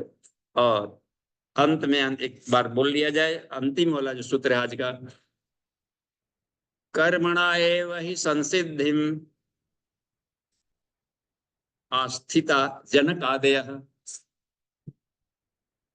लोक संग्रहम एवपि संपश्यन कर्तुम अर्हसि। अब यह बता रहे हैं कि जनक का एग्जाम्पल दिया है कि जनक जैसे लोग भी परम सन्यासी होते हुए कर्म करते थे, लेकिन चूंकि समाज में रहना है, यहाँ पर बने रहना है तुम्हें, तो हमें कर्म करते हुए कर्म को कभी न छोड़े। न तो वस्तु अकर्मणि, देखते हैं इसमें कर्मणीय अधिकार है इसमें, माँ फलेषु कदाचन माँ कर्म फल हेतु माते संगो वस्तु अकर्मणि, अकर्मण्यता न आवे। और भी देखिए तो क्यों हमें करें, ज्ञानी बन गए तो भी क्यों करें? इसलिए करें लोक संग्रह के लिए करें, लोक कल्याण के लिए करें। ईश्वर ने दिया है शक्तियां तो आत्म कल्याण तो हो गया, लेकिन फिर भी हमें करे लोक कल्याण के लिए, क्योंकि महापुरुषों को देखा देखी अन्य लोग आचरण करते हैं। इंजन ही नहीं करेगा तो लोग जानेंगे। इसलिए हमें एक तो आत्मशुद्धि वाले प्रयास, और यदि मान लीजिए साधु महात्मा हो गए और शिव जी के नाम पर गंजा पी रहे तो उस समाज में हीरोइनची पैदा होना, और बच्चे देखेंगे शायद इसकी व्यवस्था होगी कहीं धर्म में। इसलिए बड़ों का आचरण करते हैं अन्य लोग, और बड़े यदि गार्जियन सही पर चल रहे हैं तो बच्चों के लिए शिक्षण नहीं देना पड़ता, देखा देखी करने लगे। बस घर के लोग सब बैठ करके पढ़ने लगते हैं, साथ में ही खोलते हैं पढ़े सब जाकर, तो देखेगा कि लड़का खेल भी रहा है तो अभी छोड़ छाड़ करके आ जाएगा, किताब लेकर बैठ जाएगा। हम अपने ये ले उस पर इसलिए कहा गया है कि देखा देखी आदमी बड़ों को अनुसरण करता है। आदमी महाजन ने पता सगमता होता है। तो ये बात बन गई कृष्ण ने। तो हम चलिए प्रश्नोत्तरी हम लोग शुरू करते हैं शेष बचे हुए समय। तो नितिन जी देखिए तो कहीं हैंड रेज है क्या? पहला प्रश्न दृष्टि जी का है। प्रणाम बाबूजी। हाँ जी प्रणाम। जैसे हम चोरी का ये खाते हैं तो हमारा ये मेहनत का कमाई भी बेकार हो जाता है, तो क्या करना चाहिए? क्या प्रश्न है नितिन जी? सुनाई फिर से बोलिए तो स्पष्ट सुनाई नहीं पड़ रहा है, यहाँ इको टाइप का। फिर से जैसे बोलिए श्री। हाँ। चोरी का ये जो हम लोग चोरी का जैसे अन्न खा लेते हैं तो हमारे अंदर कुसंस्कार भी आ जाता है, तो अब आप क्या किया जाए जिससे हमारे अंदर कुसंस्कार ना आए? दीदी पूछ रही है कि अगर हम चोरी का खा लेते हैं तो हमारे भीतर कुसंस्कार आ जाता है, तो हम जो है क्या करें कि इसके कुसंस्कार हमारे भीतर ना आ पाए। देखिए, मान लें कि चोरी का अनाज या कैसा भी अनाज हो तो क्या करें कि हम हमारे भीतर उसके पांच न आवे। ठीक है। तो एक तो यह है कि घर में अपना बनता है अनाज वगैरह तो बलिवेश की क्रम रखे जाए। प्रतिदिन घर में बन गया अनाज तो सीधे टूट मत पड़ेगी खाने, उसकी पांच आहुतियां अग्नि में डालने। तो इसमें वह अभिमंत्रित हो गया।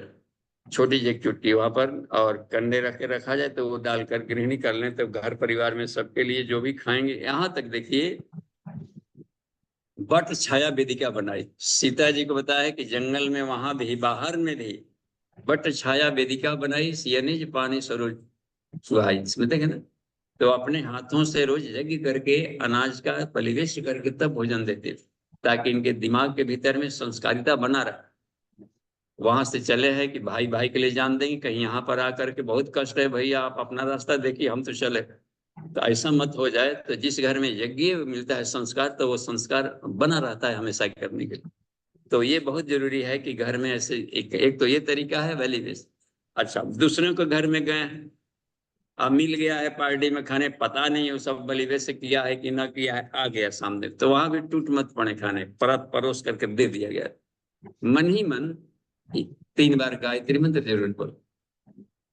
तो गायत्री मंत्र उच्चारण किए तो ये उसमें देखते रहे इस भोजनों में सविता को ध्यान करें। बहुत शानदार तरीका है। जब कीचड़ में सूर्य की तस्वीर आ सकता है तो भोजन में क्यों नहीं हम देखें प्रतिबिंबित। और गायत्री मंत्र बोले गए तो उसको क्या होता है कुछ पर के नजर गुजर ये सब खत्म हो जाता। तो ये सब मंत्रों को भी हमें जानना चाहिए। तो वेद मंत्रों का प्रयोग कर लिया या भगवान का स्मरण कर लिया तब हम खाएं। इतनी बात है। लोग गाय के लिए भी कहीं कहीं निकाल देते थे, जहां गाय ना हो तो ऐसे ही बर्बाद होने के लिए ना निकाला।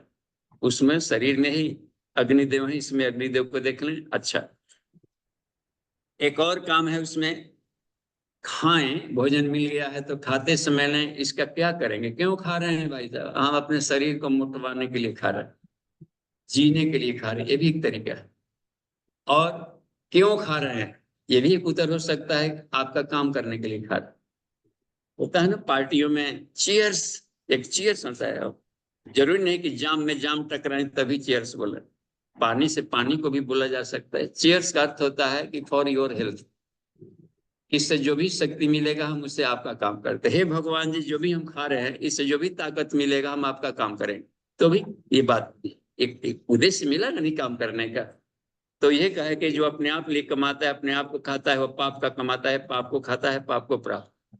अब इस भाव से यदि कहीं भी खाते हो तो उसमें देखिए यज्ञ बनता है। तो बहुत सारे पैटर्न है, अपने मन लायक कोई बनाए रखिए बस।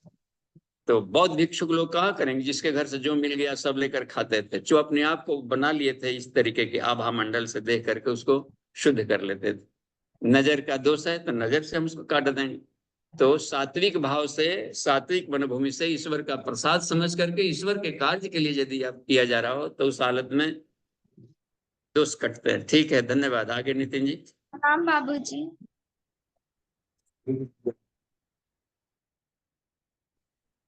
प्रणाम बाबूजी, सभी साधकों को प्रणाम। जी प्रणाम। बाबूजी, जो छठे श्लोक में है जो कर्मेंद्रियों को हठ से रोककर इंद्रियों के भोगों का मन से स्मरण करते हैं, वे मिथ्याचारी हैं, पाखंडी हैं। इसमें क्या कोई सूत्र लगता है बोल रहे हैं? कौन वाला है? कौन वाला श्लोक है? 6ठा श्लोक। 17वां श्लोक। नहीं, तो 6। फिर 6 6। वाला है कल का। जी जी नहीं, कल का इसमें 6 है। मिथ्याचार जी शौचते।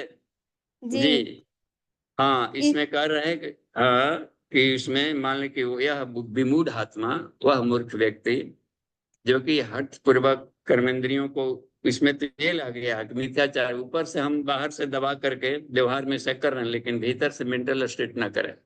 तो इसमें कहा गया है कि भावना, विचार और क्रिया तीनों को एक लाइन में मिलाएंगे तभी वह परिणाम देगा। बीच में एक भी क्रम टूटा हुआ हो तो उसको वांछित रिजल्ट नहीं आएंगे। बात यानी चेतन मन, अवचेतन मन और सुपर चेतन मन एक क्रम में होकर के जाएगा तो उसके ईश्वरीय, उसके प्रयास बाहर से किरणें बाहर तक आ जाएगी, भीतर वाली अवचेतन मन का व्यवहार बाहर आ जाएगा। बीच में कोई ऑब्स्टेकल अनक्लियर्ड न रहे, रुकावट न बने। ठीक है, इसको हम लोग समझ लेंगे। इसे आगे बढ़िए। बाबूजी, तो ये मतलब मन में तो कोई पढ़ रहे हैं, मन में कोई कभी कभी दूसरा विचार चलने लगता है, तो ये तीनों एक लय में हो, एक सिद्ध में हो, इसके लिए मतलब क्या करना चाहिए? स्पष्ट आवाज नहीं आ रही। आई आपको सुनाई पड़ी? हाँ, तो उसको यहाँ पर क्लास में आप आइए, दिन भर इसी को सिखाया जा रहा है, प्रैक्टिकल। बाबूजी, हम चलिए नानी घर हैं कैसे? हाँ ठीक है, तो प्रैक्टिकल से होता है ये। और सब केवल प्रवचन से, जानकारी से ये नहीं क्लियर होगा। उसके लिए यहाँ पर कुछ योगिक क्रियाएं कराई जा रही है कि अवचेतन मन को कैसे साफ करें, मेडिटेशन कराया जा रहा है। तो साफ होता है ध्यान के द्वारा। जब ध्यान त्राटक तन्मात्रा साधना से वो क्या कहता है, अवचेतन मन की सफाई हो जाती है। और शरीर की क्रियाओं के लिए निरोगता के, इसको भी शरीर को बनाया जाता है ईश्वर के अनुकूल। और आत्म भाव में भी ईश्वर को स्मरण करने के लिए आत्मानुभूति, आत्मस्थित होकर के साधक कर्म करता है, तो तीनों एक सिद्ध में आ जाते हैं। तो उसके लिए यौगिक क्रियाएं प्रैक्टिकल भी कराए जा रहे हैं यहाँ पर। ठीक है, आगे बढ़िए नितिन जी। धन्यवाद बाबूजी। बाबूजी प्रणाम। जी प्रणाम। बाबूजी, मुझे थोड़ा ये 15 नंबर जो श्लोक है ना, थोड़ा और स्पष्ट करे बाबूजी। कौन वाला जी? 15 नंबर, 15। अच्छा, 15 वाले को देखें हम लोग यहाँ पर, ऐसे है। ठीक है, इसमें बताया जा रहा है कि कर्म कर्म ब्रह्मोद्भवम विद्धि। जो कर्म होते हैं तो किस तरीके का कर्म किया जाए, कैसे किया जाए, यह गाइडलाइन कहाँ से लें? तो वेद से लें। यहाँ ब्रह्मवाणी का मतलब होता है ब्रह्मोद्भव। इसका मतलब है कि वेद हमें दिशा निर्देश देता। वेदाचार था ना उसमें शुरुआती दौर में, तंत्र महाविज्ञान में, कि पहले हमें वेदाचार का अभ्यास करना चाहिए। उसमें दिया गया है, जिसे एक दिया है कि सब से आए। वेद क्या देखिए इसमें, तो हम भोजन कर रहे हैं तो एक साथ खाएं। आगे पीछे खाएंगे तो हो सकता है कि घर में है, किसी को प्यार है तो छाली था, छाली दे दिया अपना वाला मालिक के और बाकी रख दिया छाछ दूसर का, तो घर में फूट हो जाएगा, बांट हो जाएगा तुरंत। और एक साथ खाएंगे तो मिल बांट के खाएंगे, जितना है पीस सबको बराबर देंगे। तो वेद बहुत तरीका शानदार बताता है। और भी देखिए क्या, और भी जैसे समान सम्मान, उसमें हविषा जो हमें बताया, समानो मंत्र समिति समानी समाना मन सचित में समान, उसमें हृदय। और एक ही अग्नि में सभी जाति के लोग बैठकर हवन करो। देखिए कितना वेद का आदेश है। इसलिए कर्म वेद के द्वारा उत्पन्न हुआ है कि हमें कैसा करना है संसार में कर्म। और ये होगा कि नहीं तुम लोग खाली सेवा करो और हम खाली फलाना फलाना उसमें अमुक जाति बैठ के करेंगे। तो सब जाति को, लोगों को एक साथ बैठ हवन करने को वेद कहता है। तो यह है वेद के अनुसार उत्पन्न, इसी को ब्रह्मोद्भवम कहा है जी। और ब्रह्म अक्षर में जो होता है कि वह हर एक में समुद्भव होता है, यह वेद है। वो वेद में कोई भी वाक्य होता है शब्द से बनता है, शब्दों के समूह को वाक्य कहते हैं। शब्द कैसे बनते हैं? अक्षरों के समूह को शब्द कहते हैं। और अक्षर किसे कहते हैं? और मैंने नहीं, क्षर मैंने ना सुना, परमात्मा। यानी परमात्मा की सब वो ऊर्जा का रूप में है सब, ये ध्वनि तरंगे हैं वेद का। तो उसके अनुसार हमें इस ढंग से लेना चाहिए, प्रैक्टिकल करना चाहिए। तो हमारी भाव भी उसी स्तर के हों तो यज्ञ में बन जाएगा और वो श्रेष्ठ कर्म होगा। ठीक है दीदी, धन्यवाद। जी बाबूजी प्रणाम। तो चलिए हम लोग के ग्रुप से और माइक वहां ले जाइए। कुछ भी पूछना हो आज के सत्र में यहाँ दीजिए।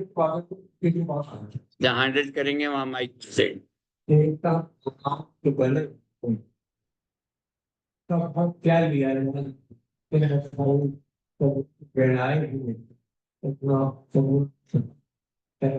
कैसे दिया है देखा भाव। देखिए, भाव क्या होता है कि प्राण का एक एक स्वरूप है। रिफाइंड है तो सद्भाव कहलाएगा, और वह अपरिष्कृत रूप में आ गया, कंडेंस्ड होकर के सत्य उसमें आ गया तो दुर्भाव हो गया। देखते, तो प्राण से जो भी बना रहेगा तो प्राण की गति ऊपर भी होती है, नीचे भी जाएगी। कुंडलिनी की गति नीचे से ऊपर भी है और सहस्रार से मूलाधार की तरफ भी। तो जब सहस्रार से मूलाधार की तरफ जाता है तो उसको काम शक्ति कहा जाता है, कामना ग्रस्त होकर के। और यदि मूलाधार से ऊपर जा रहा है प्राण तो उसको कहते हैं आत्मशक्ति। तदेव अमृतम उच्यते, तदेव शुक्रम, तदेव ब्रह्म, तदेव अमृतम उच्यते। नचिकेता को कठोपनिषद में इसी बात को बनाया कि प्राण गति दोनों तरफ से है। तो गायत्री मंत्र में जिस प्राण की उपासना की गई है वह ऊर्ध्वगामी, उत्कृष्टता की तरफ जाने वाला। तो यदि हमने भावनाओं को रिफाइंड कर लिया और भावनाओं से, चूंकि तरंगे से ईश्वर ने भाव किया, एक से अनेक बने, तो उसमें से इस भाव विज्ञान से जो ऊर्जा निकली उसको प्रकृति कहते हैं। और इस तरीके से वह देवी है, दिव्य गुण वाली शक्ति है भावनाएं। तो उन्हीं से तरंगों से सारे संसार बनने लगे। इसका मतलब है कि सब भाव है, यानी कि एक श्रद्धा की तरंगे हैं सब संसार, ऊर्जा है वह अत्यंत एक प्रेमात्मक ज्ञानात्मक ऊर्जा है सारी। इसी को चित्त शक्ति कहते हैं, इसी से संसार बना। इसी को कहते हैं देवा भावता। यह देवता इस सब भावनाओं से बने। ये वस्तु कैसे बना है? किसी न किसी के संकल्प शक्ति से बना, उसके किसी खास भाव को लेकर बना। मूर्तिकार मूर्ति भी गढ़ता है किसी खास भावना के साथ में, ज्ञान लगा रहा है तो वस्तुएं भी तो प्राण से बनी है, विचार भी प्राण से आ रहा है। तो इसी को कहा गया कि सारा संसार है भावनाओं की तरंगे है।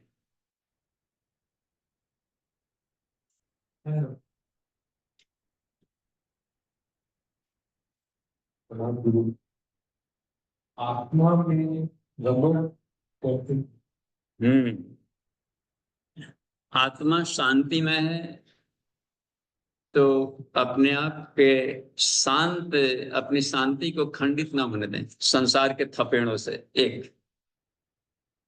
और दूसरा, आत्मा का गुण है आनंदमय है, तो हम अपने मस्ती को भी खंडित ना होने दें। कोई कैसे बोले, किसी भी करे, लेकिन हमारे आनंद को मत तोड़े। हम अपने आनंद में डुबकी बराबर लगाए रहेंगे। तो वो बोला तो उसको मुंह को भी देख करके मस्त रहिए, वाह ये तो बोलता है क्रोध में तो इसका आंख लाल हो जाता है, अच्छा अच्छा कठपुतली। इस भाव से देखेंगे तो क्रोध ना आए, आनंद ले। इताची बहुत बहुत बढ़िया खिलौना है, उठ भी हिल रहा है, भी हिल रहा है, अपने भाव से बोल रहा है। हमें तो अपने भाव में जीना है। वो अपने भाव में, जब उनको जीने की छूट है तो हमको भी अपने भाव में जीने की छूट है। तो वही में मगन, कोई किसी में मगन, हम यही में मगन। तो अपनी मस्ती खंडित ना होते तो आत्मा में रमण कर रहा है, शांतिमय आनंद में। ओम शांतिमय, ओम आनंद में, बस। तो हम अपने शांति और आनंद को हर हाल रख रहे हैं तो आत्मा में रमण कर रहा है, बस। साधु को कोई अपशब्द बोले या प्रिय शब्द बोले, दोनों हालत में मस्त रहता है। तो ये कमाल की बात है। तो आनंद, आनंद रहो बस। ठीक है जी। जी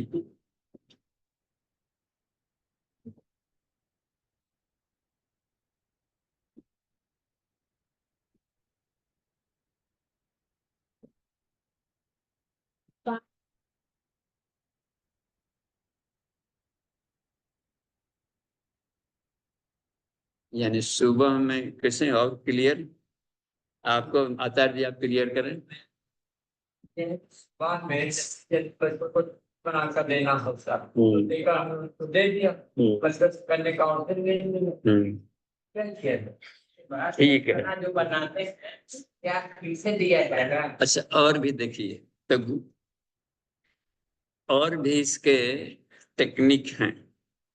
आप जैसे भोजन बनाने के लिए जो गेहूं वगैरह आटा कुछ लेते हैं ना, चावल दाल कुछ बनाने के लिए, तो उसका एक मुट्ठी अंशदान यदि निकाल दिए, सबका दुगो रिंकू टिंकू पिंकू एक सब में मिला कर 4-5 मुट्ठी लिए होंगे जी, और उसमें से एक मुट्ठी निकालेंगे तो सबका हिस्सा निकल गया अंशदान के रूप में। तो एक तो ये भी एक तरीका है।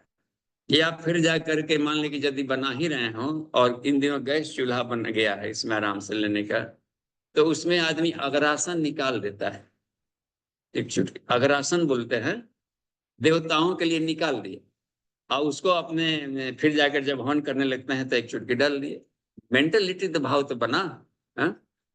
ये करने नहीं होता है कि गाय के लिए निकाल दें या उसके लिए निकाल दिया या हवन के लिए एक चुटकी निकाल दी, वो भी हो सकता है। या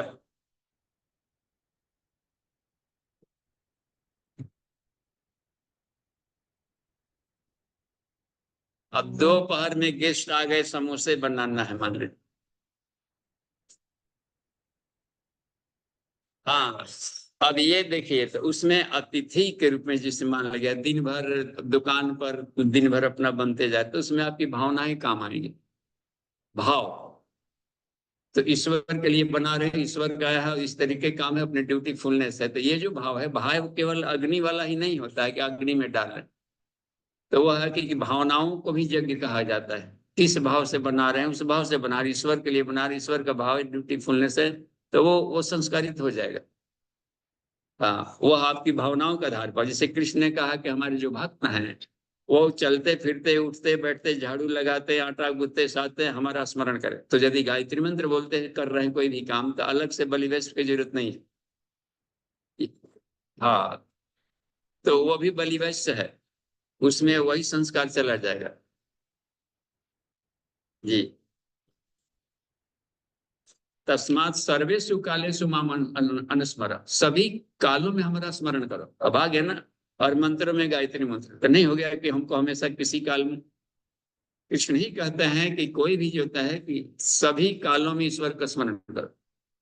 इसका मतलब है कि शुद्ध नहीं है कि नहाए हैं तभी करेंगे, सर्वेषु कालेषु कहा है, हाँ, हर परिस्थिति में, तो वह यज्ञ में बन जाता है।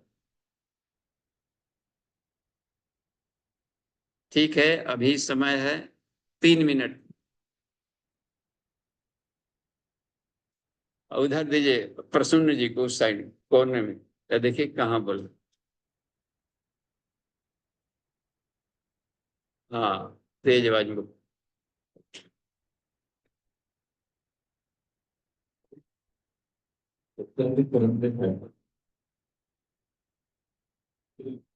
सुन लीजिए प्रसन्न जी, फिर आप प्रश्न पूछिए।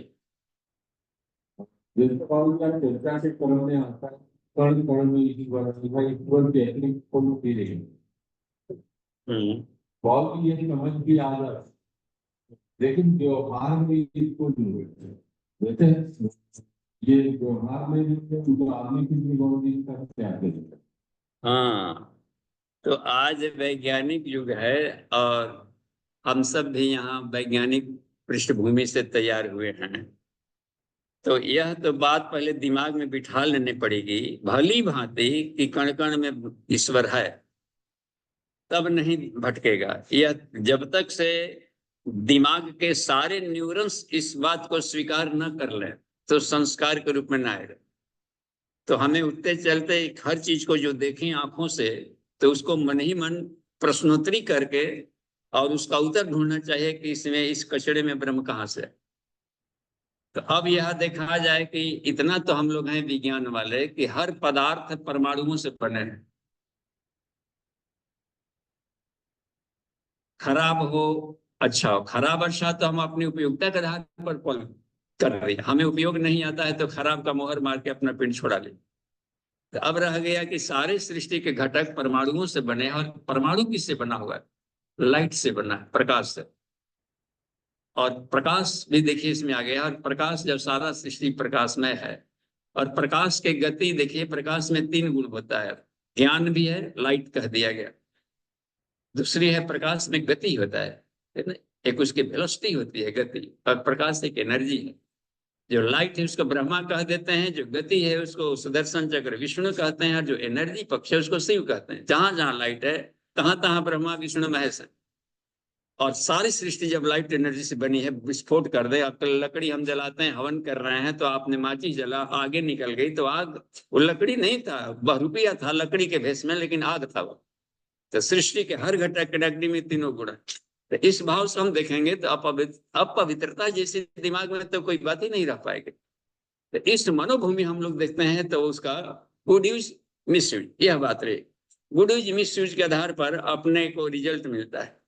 गुड यूज के जो परिणाम आते हैं इसको पुण्य कहते हैं, मिस यूज के जो रिजल्ट आते हैं इसको पाप कहते हैं। पाप पुण्य नाम की कोई वस्तु नहीं है, घाटा होगा नफा होगा।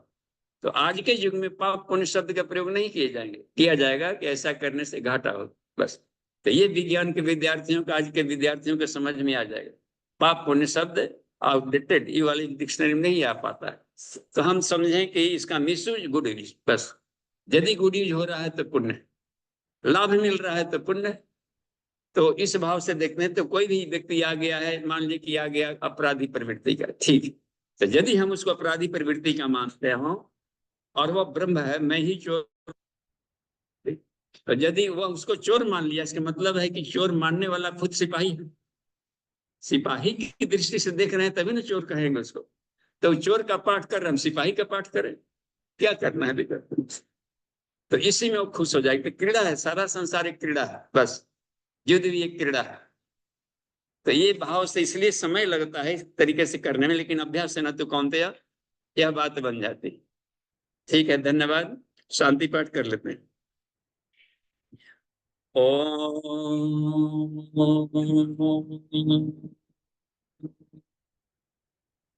शांति शांति शांति। समाप्ति। प्रणाम।